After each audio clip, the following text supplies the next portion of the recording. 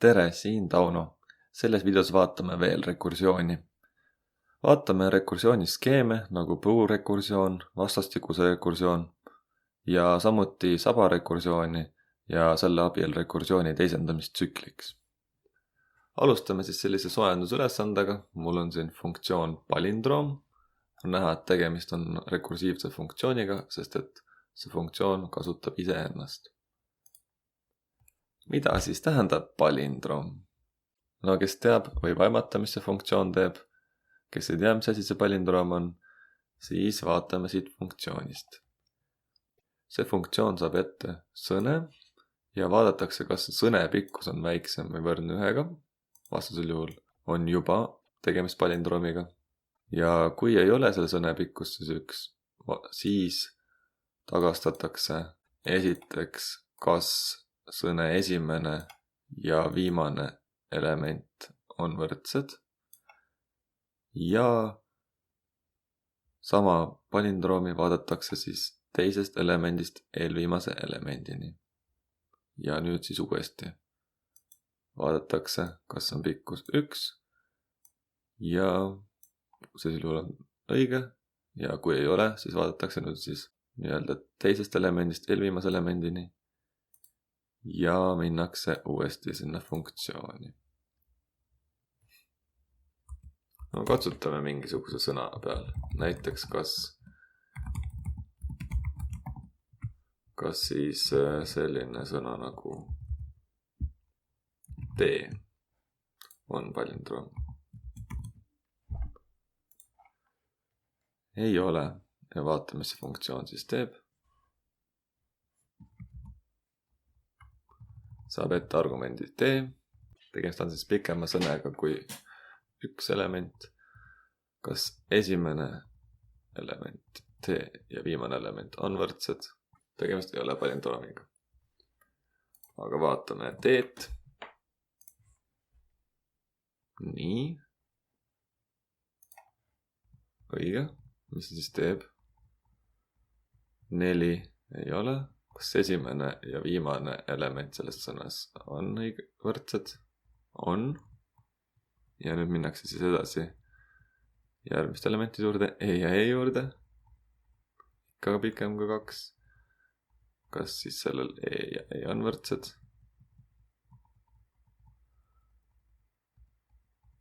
On. Ja nüüd jõutakse siis siia, kui 0 on väiksem võrdne 1. Tagastakse true, true ja true, true ja true.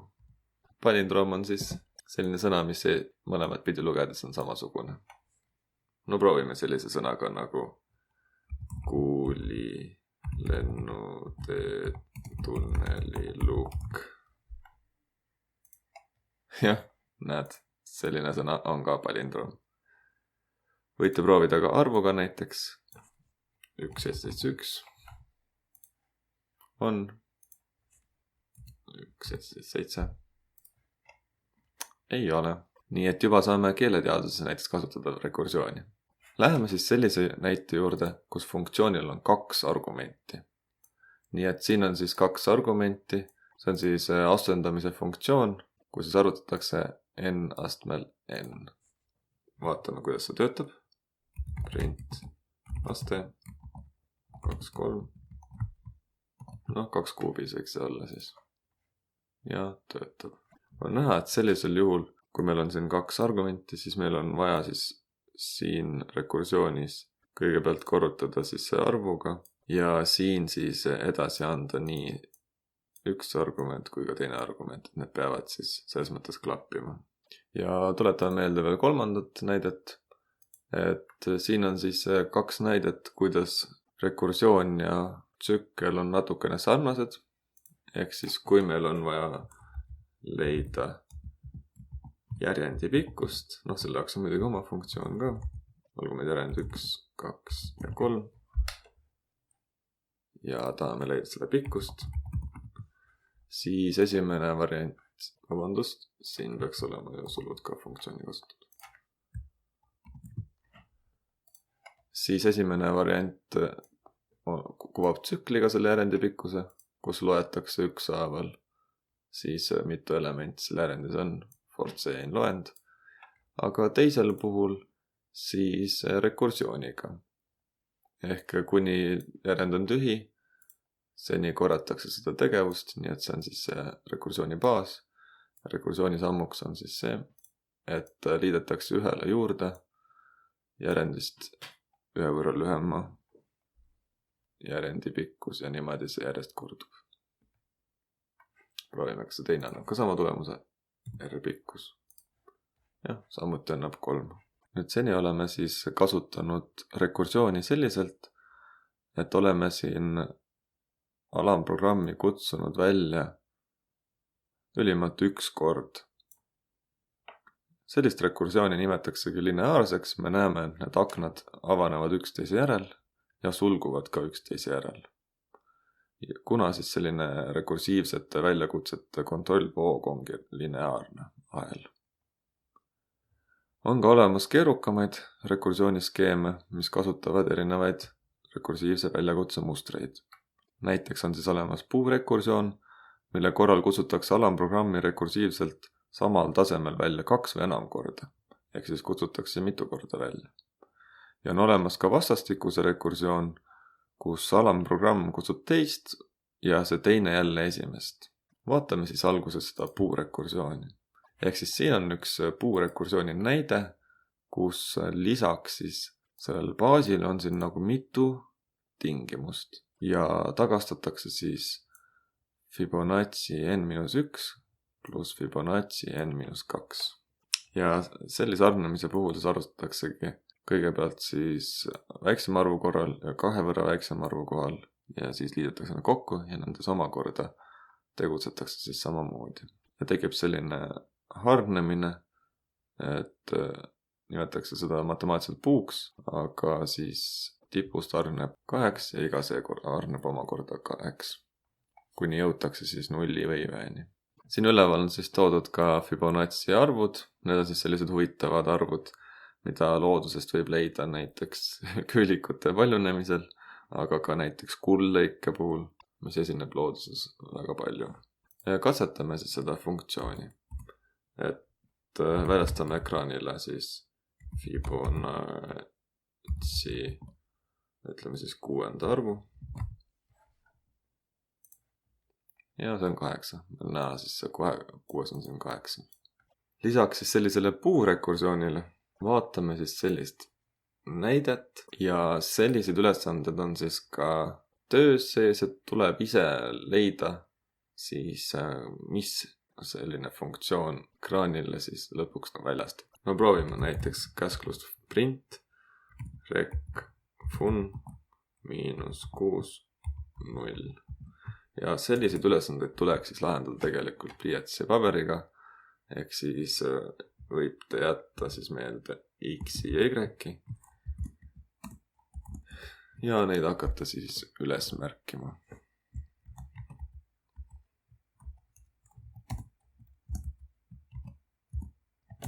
No mis siin siis on?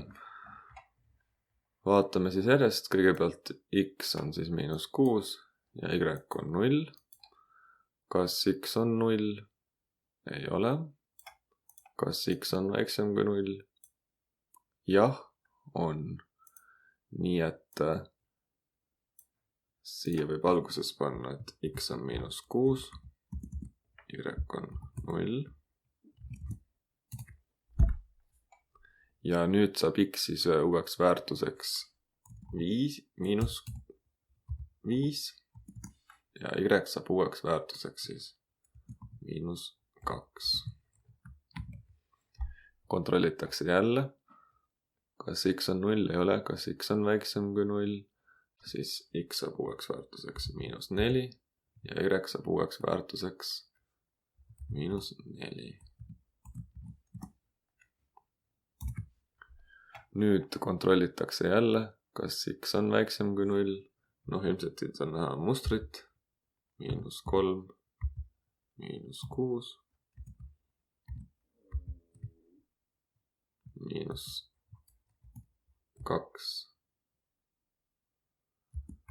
-8, -1, -10.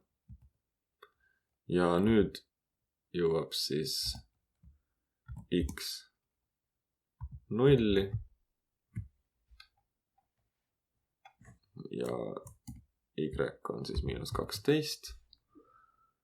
Nüüd siis vaadatakse, kas x on 0, sellisel juhul tagastatakse see -12. Vaatame, kas see vastab ka tõele. Või mul on siin valed tähed. Ja tõesti, vastus on -12. Nii et selliselt peaksid olema võimelised rekursiooni ka paberil ette ennustama. Nii, ja vaatame siis ka vastastikust rekursiooni. Vastastikuse rekursiooni puhul siis üks funktsioon kutsub välja teist. Et siin on siis selline paarisfunktsioon, mis kontrollib, kas tegemist on paarisarvuga. Ja siin on selline funktsioon, mis kontrollib, kas tegemist on paaritu arvuga. Ja mida need funktsioonid siis teevad? Nad siis kasutavad ära kordamööda 11 seni, kuni n jõuab 0-ni. Näiteks, kui ma tahaksin teada, kas 8 on paarisarv. Paneme käima. Õige. Aga kas 9 on paarisarv? Ei ole. Nii et kui me paneme siia näiteks 8, siis kontrollitakse, kas n on võrdne 0-ga. Tuleb juba true. Kui ei ole, siis proovitakse seda paaritut versiooni. Ehk siis siia läheb 7. Kas 7 on 0? Ei ole. Siis proovitakse paarisversiooni. Kas 6? 6-ga, 5-ga, 4-ga, 3-ga, 2-ga, 1-ga. Ja jõutakse siia, on true.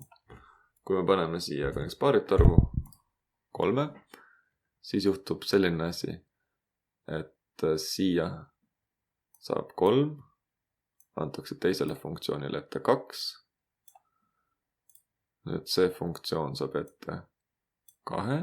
2 puhul siis antakse siia ette 1, see funktsioon saab ette 1, antakse siia 0 ja kui see võrdub 0-ga, siis on false.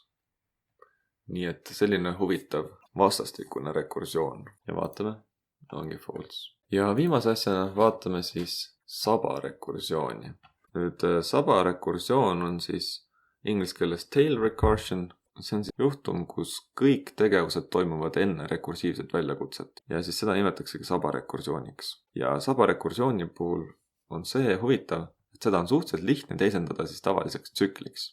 Ja samuti tegelikult tavalist tsüklit on suhteliselt lihtne teisendada sabarekursiooniks. Ja funktsiooni nimetatakse sabarekursiivseks, kui pärast tagastusväärtuse saamist tehakse ainult väärtuse tagastamine.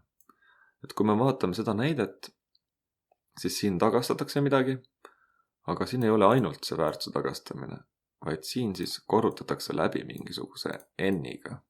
See on see faktoriaali näide, mis me enne vaatasime.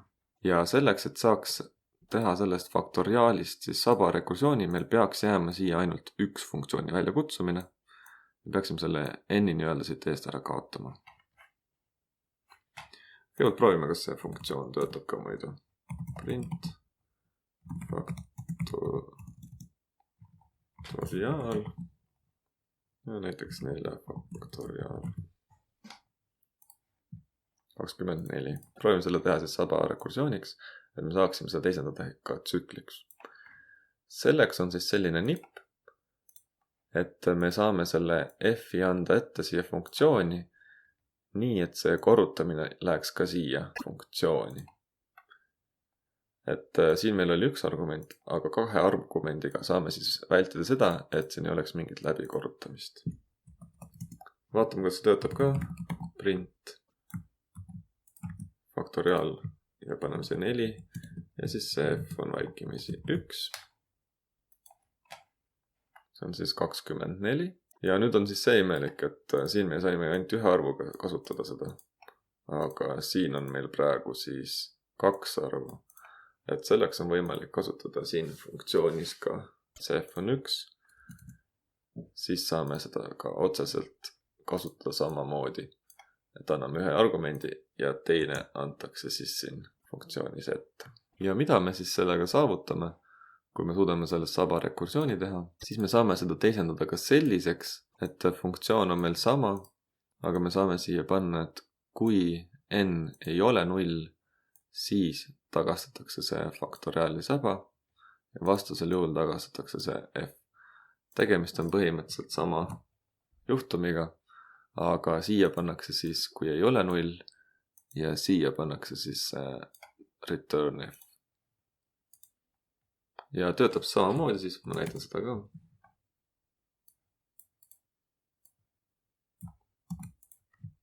Print. Võtame siis 4 faktoriaali. Töötab samamoodi. Ja sellisel kujul on väga mugav siis muuta seda tsükliks. Ja tsükli puhul siis ma näitangi siin 2 varianti. Esiteks on siis see sama rekursiivne näide, mis me tegime. Ja teine on siis see tehtud tsükliks ja põhimõtteliselt võib siit otse siis teisendada. Et f on 1. Võib see tühikut ka panna. Siit saab f on 1. Siit saab selle tingimuse täpselt.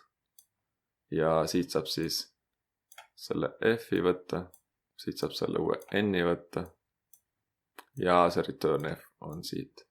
Et siis saba rekursiooni teisendamine sellisele kujule võimaldab meil väga mugavalt teha sellest tsüklit. Ja katsetame ka siis neid. Kõigepealt siis saba, mida me muidugi juba siin katsetasime. 4 faktoriaal. Ja siis sama asi siis iteratiivselt tsükliga. Mõlemad on 24. Loodan, et saite siit inspiratsiooni rekursiooni kasutamiseks.